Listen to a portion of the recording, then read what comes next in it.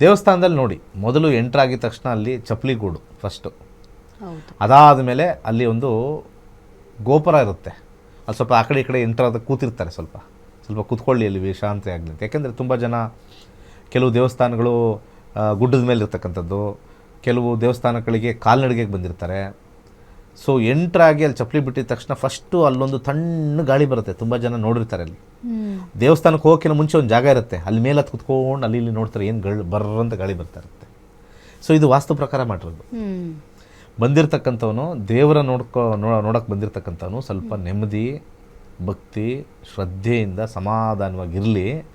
ಸಡನ್ನಾಗಿ ನಾನು ನೋಡೋಕೆ ಬಿಟ್ಬಿಟ್ರೆ ಅಲ್ಲೂ ಟೆನ್ಷನ್ ಮಾಡ್ಕೊತಾನೆ.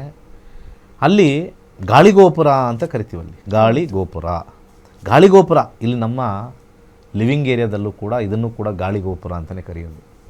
ಆ ಗಾಳಿಗೋಪುರ ಭಾಳ ದೊಡ್ಡದಾಗಿರಬೇಕು ಜಾಗ.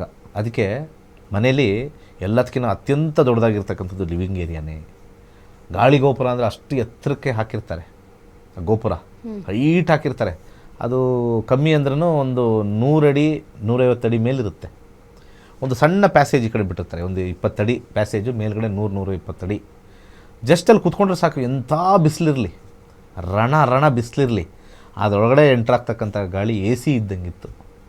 ಆಗಿನ ಕಾಲದ ಸ್ಟ್ರಕ್ಚರಿಂದ ಗೊತ್ತಾಯಿತು, ಓ ಈ ಥರ AC ಬರುತ್ತಾ, ಅದಕ್ಕೆ ಗಾಳಿ ಗೋಪುರ ಅಂತಲೇ ಹೆಸರಿಟ್ರು.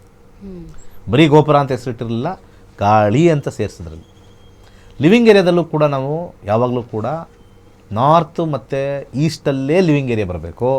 ಅಲ್ಲಿ ದೊಡ್ಡ ದೊಡ್ಡ ಕಿಟಕಿಗಳಿರಬೇಕು. ಆವಾಗ ನಮಗೆ ಅಲ್ಲಿ ಲಿವಿಂಗ್ ಏರಿಯಾದಲ್ಲಿ ಗಾಳಿ ಗೋಪುರ ಅಂತ ಫಸ್ಟ್ ಬರ್ತಕ್ಕಂಥದ್ದು ಬರುತ್ತೆ. ಸೊ ಇಲ್ಲಿ ನಾವು ಕೂತ್ಕೊಂಡು ವಿಶ್ರಾಂತಿ ತಗೊಂಡು ಮತ್ತೆ ಮುಂದಿನ ಕಾರ್ಯಕ್ಕೆ ನಾವು ದೇವಸ್ಥಾನದೊಳಗಡೆ ಹೋಗ್ತೀವಿ. ದೇವಸ್ಥಾನದ ಒಂದು ಕ್ಯೂ ಅಲ್ಲಿ ನಿಂತ್ಕೊಳ್ಳೋದು, ಅಲ್ಲಿ ಸ್ವಲ್ಪ ವೆಯ್ಟ್ ಮಾಡೋದು, ಸಮಾಧಾನ ಆಗುತ್ತೆ. ಇಲ್ಲಿ ಸಮಾಧಾನ ಆಗಿಬಿಟ್ರೆ ನಮಗೆ ಒಂದು ಮಾನಸಿಕವಾಗಿ ಒಂಥರ ಏನಂತಾರೆ ಶಕ್ತಿ, ದೈಹಿಕ ಶಕ್ತಿ ಎರಡನ್ನೂ ಕೂಡ ಅಲ್ಲಿ ಗಾಳಿಗೋಪುರದಲ್ಲಿ ನಮಗೆ ಸಿಗುತ್ತೆ. ಅದೇ ಥರ ದೇವಸ್ಥಾನ ಎಲ್ಲ ಮುಗಿಸ್ಕೊಂಡು ಮತ್ತೆ ಬಂದಲ್ಲಿ ಸುಸ್ತಾಯ್ತಪ್ಪ, ಎಲ್ಲ ದೇವ್ರ ವ್ಯವಸ್ಥೆ ಮಾಡಿ ಎಲ್ಲ ಮಾಡಿ ಬಂದ್ವಿ, ಅಲ್ಲಿ ಸ್ವಲ್ಪ ತಿತ್ಕೋತಾರೆ ಮತ್ತೆ ಆಮೇಲೆ ಅವ್ರ ಕೆಲಸಕ್ಕೆ ಹೋಗ್ತಾರೆ. ಸೊ ರಿಫ್ರೆಶ್ಮೆಂಟ್ ಏರಿಯಾ ಅಂತ ನಾವು ಕರಿತೀವಿ. ಅದು ನಮ್ಮ ಮನೆಯಲ್ಲಿ ಲಿವಿಂಗ್ ಏರಿಯಾ, ದೇವಸ್ಥಾನದಲ್ಲಿ ಗಾಳಿಗೋಪುರ ಅನ್ನೋದು ರಿಫ್ರೆಶ್ಮೆಂಟ್ ಏರಿಯಾ. ಅಂದರೆ ಗಾಳಿ ತೊಗೊಳ್ತಕ್ಕಂಥದ್ದು, ಆಕ್ಸಿಜನ್ ತೊಗೊಳ್ತಕ್ಕಂಥದ್ದು. ಎಷ್ಟು ಆಕ್ಸಿಜನ್ ತೊಗೊಳ್ತೀವೋ ಮೈಂಡಿಗೆ ಅಷ್ಟು ಚೆನ್ನಾಗಿ, ಈ ಒಂದು ಮೆದುಳಿಗೆ ಅಷ್ಟು ಚೆನ್ನಾಗಿ ಸ್ಟ್ರೆಂತ್ ಆಗುತ್ತೆ. ಸೊ ವಾಸ್ತು ಕಂಡುಹಿಡಿದಿರೋರು ಯಾಕೆ ಅಂತಂದರೆ ಈ ಒಂದು ಪಂಚಭೂತಗಳಿಂದ ಕಂಡುಹಿಡಿದಿರೋದು.